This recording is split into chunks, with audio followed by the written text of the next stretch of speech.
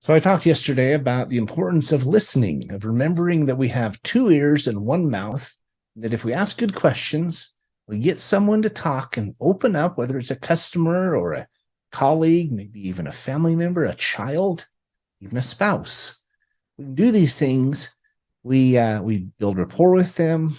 We learn what makes them tick. It helps us be more effective in the relationship, and it helps us grow.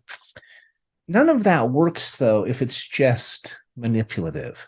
Okay, if it's just strategic, if you're just pretending to be listening or interested because you're trying to get a sale, it's just going to blow up on you. It's never going to produce the fruits that it can if you approach those scenarios and those relationships with sincere intent.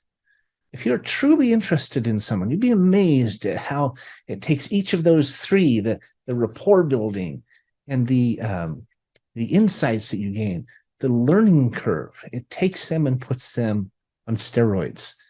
It's funny that you know, I could go on and on about this topic, but I want to share with you an example from just happened recently to me, actually. I was invited to speak at a CEO summit back at Liberty University in October. Big hundreds of CEOs there were several delegates from Africa and so forth. We all met there in Lynchburg. We were giving a breakout session. There were several keynote speakers and so forth. We met some really top profile people, many of which that we're doing business with now. Well, I was waiting for some colleagues to get out of a meeting, and I saw a guy sitting at a table and just kind of sitting by himself and looking at his phone. And I went over and I said, "Mind if I sit here?" I said, "How are you doing? I'm Patrick." And he said his name was Derek. Well, I won't tell you who I don't want to tell you his last name or who he works with, but let me tell you, everyone knows her. He is the makeup artist for one of the most famous female celebrities in the world. He's worked with several of them. Beyonce, Rihanna, Oprah, Michelle Obama. The list goes on and on. And come to find out, he was just this fascinating guy who was sitting there waiting for friends like I was waiting for my friends. Well, I was just going to sit and chat with him for a few minutes until they got out. We ended up talking for 2 hours, just about everything. We sat and talked for much of the afternoon and developed this new relationship, this friendship that continues to this day, for which I am so grateful. It was such a great, such a great connection and interaction that I hope continues for years to come. We text almost every day now. He's just such a gregarious and generous and sincere person that I'm really grateful that we have commenced on this new relationship, this new friendship. Now, what's interesting is he runs in circles that are pretty impressive. I mean, he sends me pictures almost every day with headliner celebrities that he works with and so forth and so on. That's kind of cool, that he has that kind of access and those kinds of friends because he's had such an extraordinary relationship.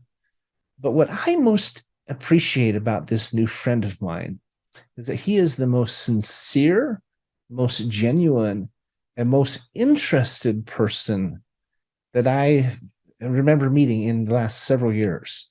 I mean, he was so interested in me and our business and what we do and where I'm from, my kids. I mean, I talked on my last video or a couple of videos ago about remembering we have two ears and one mouth, about being sincere. Well, he was a perfect example of that. He asked me more questions than I could ask him, even though I tried. He showed sincere and genuine, authentic interest in me. And I came away feeling like I found a brother from another mother, and we were kindred spirits that, we were like long lost friends. And it was just such a great experience. It was just such a great reminder for me of the value of time and interest, of giving someone your time, your sincere attention, and making them, in whatever situation it is, whatever the setting, making them your top priority. You're not looking on your phone. You're not looking around wondering how long this is going to last. You're not thinking about something else while you're talking to them. You're sincerely engaged and focused on the person right in front of you. It's especially important when we're talking about significant others and our kids and our partners and so forth. Are we sincerely and intently engaged? I mentioned a book called The Present, written by Spencer Johnson. He's the author of Who Moved My Cheese and several other bestsellers. But this book talked about how the very best present you can give someone is to be present. It's a great reminder for business. It's a great reminder for relationships. I hope you'll remember it. I'm going to let you go now, but I'm grateful for my new friend, Derek, who taught me this lesson and continues to teach it on almost a daily basis. I think we'll be friends for years to come. I sure hope so. He's just he's a class act. He's a great example of this principle. Take care of yourself. Talk to you tomorrow, I hope. Bye for now.